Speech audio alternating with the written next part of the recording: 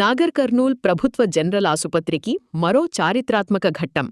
ప్రజలకు అత్యాధునిక వైద్య సేవలను మరింత చేరువ చెయ్యాలనే రాష్ట్ర ప్రభుత్వ సంకల్పానికి మరో మైలురాయిగా నాగర్ కర్నూల్ ప్రభుత్వ జనరల్ ఆసుపత్రిలో నూతన అత్యాధునిక ఆపరేషన్ థియేటర్ను గౌరవ ఎమ్మెల్యే డాక్టర్ కూచుకుళ్ల రాజేష్ రెడ్డి గారు, గౌరవ ఎమ్మెల్సీ కూచుకుళ్ల దామోదర్ రెడ్డి గారితో కలిసి ఘనంగా ప్రారంభించారు. ఈ సందర్భంగా ఆసుపత్రిలోని వైద్యులతో సమగ్ర సమీక్షా సమావేశం నిర్వహించి ప్రజలకు వేగవంతమైన, నాణ్యమైన, పారదర్శక వైద్య సేవలు అందేలా అవసరమైన అన్ని చర్యలు తీసుకోవాలని వైద్యాధికారులకు సూచించారు. ప్రభుత్వ ఆసుపత్రులపై ప్రజల నమ్మకాన్ని మరింత పెంచేలా ఆధునిక సౌకర్యాల కల్పనకు రాష్ట్ర ప్రభుత్వం అత్యంత ప్రాధాన్యత ఇస్తోందని పేర్కొన్నారు.